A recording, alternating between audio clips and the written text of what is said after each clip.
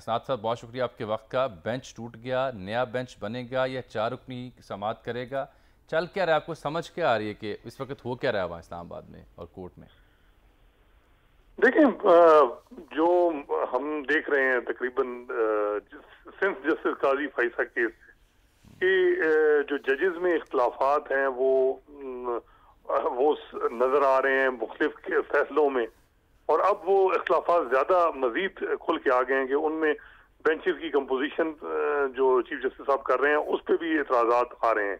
ये सिर्फ जस्टिस काजी फैसला नहीं है, और जजेस भी इस पे एतराजात जो है वो उठा रहे हैं कि जो बेंच कॉन्स्टिट्यूट करते हैं चीफ जस्टिस, चाहे वो स्पेशल बेंच चाहे लार्जर बेंच, तो उनमें जो जिस तरीके से उनकी सिलेक्शन होती है जजेस की, वो इख्तियार जो चीफ जस्टिस का है वो रेगुलेट होना चाहिए। सुप्रीम कोर्ट के रूल्स को जो है वो चेंज अमेंडमेंट करनी चाहिए। तो हसनात साहब, वजह इसकी ये है कि कानून तो बन गया नया, अब आप ये बताएं कि ये हल क्या है?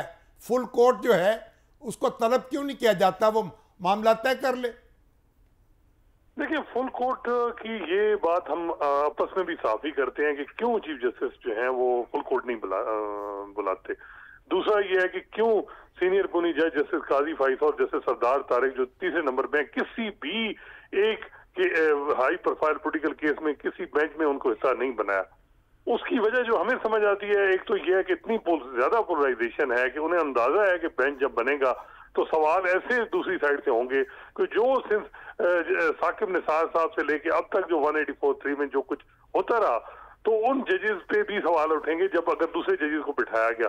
दूसरा ये है कि जो जस्टिस काजी फैसला केस में हमने देखा कि जो फुल कोर्ट बना वो एक्सपीरियंस भी अच्छा नहीं रहा। उसमें फिर ये हुआ कि वो जो है मामलात इस तरह चले कि chief justice Umar Ata Bandial minority में चले गए और दूसरे जजेस डोमिनेट हो गए। तो ये फैक्ट्स हैं जिनको आप डिनाई नहीं कर सकते। साहब, वो खुद ही ये जजों के यहाँ कोई जिद तो नहीं होती ना, अपनी अपनी इंटरप्रिटेशन होती है। कोई मिनॉरिटी में जाए या मेजॉरिटी में जाए, उससे क्या फर्क पड़ता है?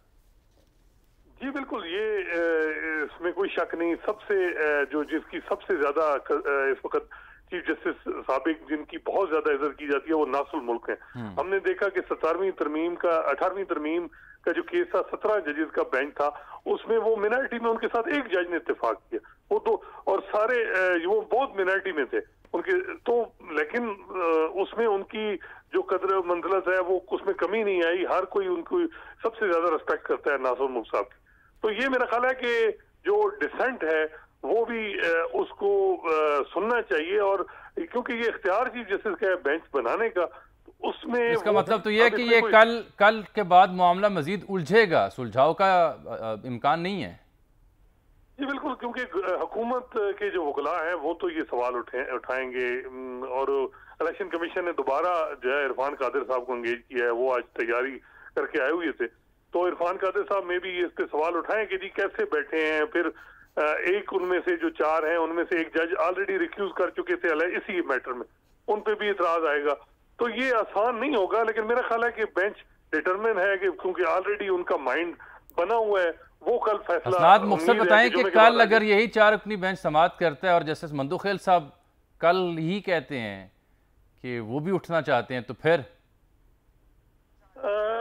मेरा ख्याल है कि आज वो बोलना चाह रहे थे लेकिन बेंच उठ गया, लेकिन लग रहा है कि वो रिक्यूज नहीं करेंगे, मे बी डिसाइड तो करेंगे इस ओवरऑल फाइनल ऑर्डर में। लेकिन जो 3 जजेस हैं उनका तो एक ही जो हमने देखा कि 4 साल से उनका एक ही पॉइंट ऑफ व्यू रहा है। चलिए हसनात साहब, बहुत शुक्रिया आपके कीमती वक्त का, आपने हमें ज्वाइन